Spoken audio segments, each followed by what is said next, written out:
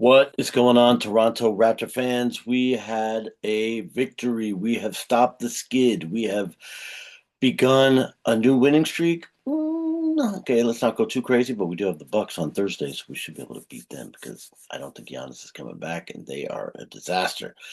But Toronto Raptors go into Miami and take this game 106-96. It was a nail biter again there. It was looking so sloppy and like 2 minutes left. Oh my God, I don't know what the hell the Raptors were doing, trying to get fancy, trying to do all kinds of crazy passes and just turning it over and over. It was scary. I thought we were going to blow it. I thought it felt like I was going to come down here and do a bleep, bleep, bleep, bleep, bleep video, but luckily Scottie Barnes saved the day. Two impressive blocks at the end and a really amazing rebound, put back. There were a couple other plays where he was just hunting the ball and got it down on defense. Like he stopped Norman Powell from being able to go to the rim. Anyway, defense won us this game. Our offense was a little stagnant again, unfortunately. Luckily, we had some nice plays at the end. Jamal SHEAD is the one that has shed this losing streak for us by just being steady, and he's so good at distributing the ball. He really gives me more comfort out there than Quickly, which I don't know. It's a weird turn of events. Like, is Shed going to suddenly flip and become our starting point guard? He certainly was needed in crunch time to turn this game around. He was like plus 27 and Quickly was, a minus when he was in at first in this game for the first half, for sure, at least. Calming little influence there. He nailed a couple threes, important that we needed them. And he even did a little runner where the defense, I don't think that was the actual intended play. I think he was supposed to maybe take it in and he was going to dish it off to Pirtle, but the defenders just all kept moving with Pirtle just ahead of Shed and just did a nice little floater in there to get it. A couple plays towards the end that didn't work. I mean, we got to stop being so obvious. Brandon Ingram, loving Brandon Ingram. Okay. He's really helping the team. The guy's solid. He's got a couple of problems that we need to somehow fix. Number one, his dribble. I've already commented on it a few times. Now he's doing a move where he goes to turn, but he does a back pass with like a pretty high bounce and then tries to turn and get it this way. Like it's not just a quick little, flick through his legs or behind his back. He does like a bounce and then kind of leaves it there to turn and get it. This thing's floating out just like in free space for way too long. A couple times that caused a turnover, not good.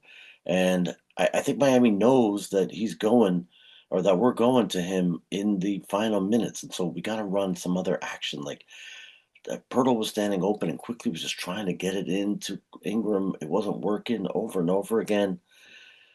Too obvious, guys. Too obvious. So anyway, luckily, like I said, they called the timeout, got Jamal Shed in there. He's a little less.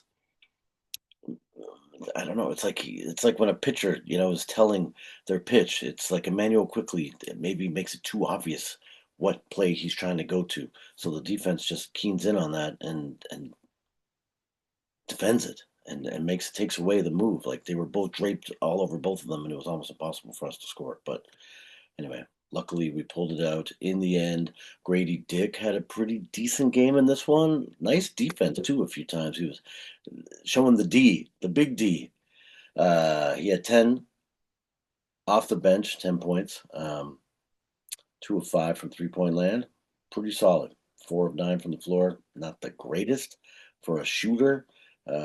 He should be doing a little bit better than that, but I know for one from the free throw line, which sucks.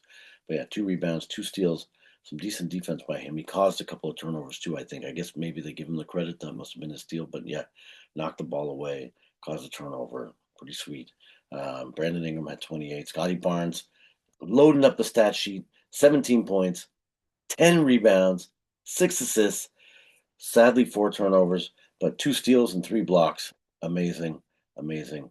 And I'm surprised that Emmanuel Quickly only had 3 turnovers. They might not have given him credit for one of his. He was getting a little too crazy with the passing. I think he's got to calm it down. Like, look what's going on with, Trey Young. He's not one of the more favorable guys. Even LaMelo Ball, they don't put him in crunch time because they do the fancy passing. They do the The old white chocolate even kind of moves where they're behind their back, bounce passing it to people, which great when those work, great when they work, but when they don't work and it causes a turnover, it is brutal. But yeah, so I mean, Emmanuel quickly had 15 points. He was decent off the ball, hit a couple of nice threes. Ochai started this one. Only five. They're not finding the guy, man. Grady Dick might have been the moment that he stepped up today. Maybe next game without RJ, he will start. They're clearly showing though that they need RJ. I should even be talking about trades on here. There's so much news that they're going to trade RJ for Anthony Davis. Anthony Davis. We don't need this guy. Please, please, please don't trade for Anthony Davis. Oh my God. Anything else exciting? Ooh, the play of the game was a Colin Murray Boyles block on BAM Adebayo. I am not a huge BAM Adebayo fan. Let's look up what BAM Adebayo did. He probably cooked us here in this game as I'm saying this. BAM Adebayo, 20 points. Oh, yeah, 10 rebounds.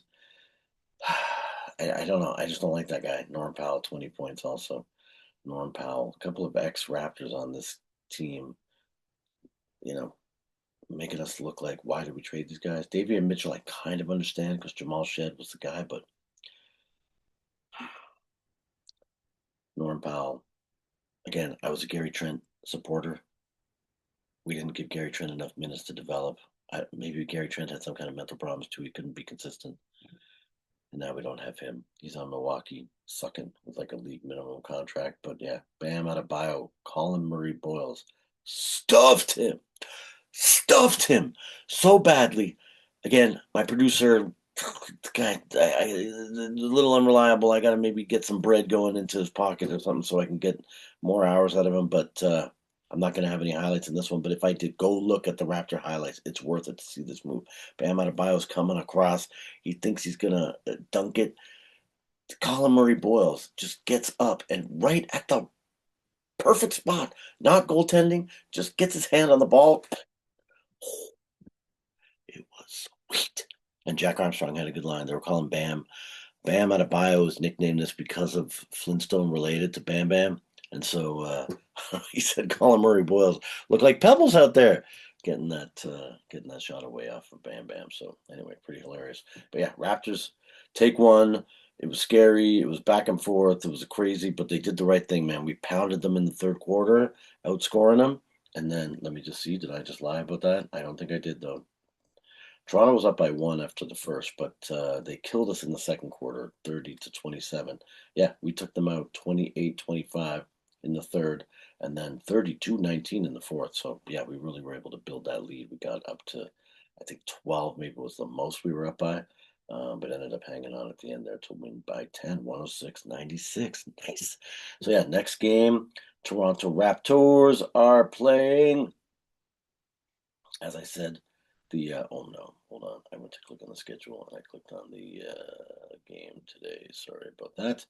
Milwaukee Bucks Thursday, and then we got Boston, and we better play well against Boston. Boston embarrassed us last game, and they don't even have Brandon Ingram. They got Jaylen Brown leaving his hair coloring all over opposing jerseys across the NBA. We can't let that win. We should go on a little winning streak here, man. Let's beat the Bucks. Let's beat Boston. Let's beat Brooklyn. And then we're taking Miami, Washington again. Come on, baby. We can do it. And then we got Golden State. So we'll see what happens there with my. Is that in Toronto? That is in Toronto, it looks like. I should see if I can get tickets to that game. Anyways, all right. Thanks for watching. Appreciate it. Subscribers going crazy, but come on, man.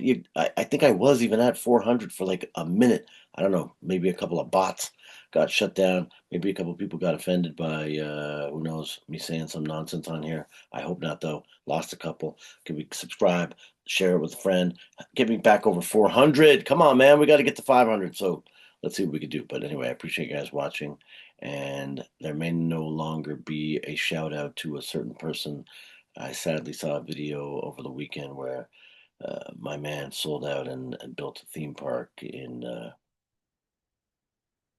country where he maybe shouldn't have partnered. Let's just say that. So We're gonna have to come up with a different ending here. I don't know who we should have run for president. Maybe Jon Stewart. That would be good. Thanks for watching. Later.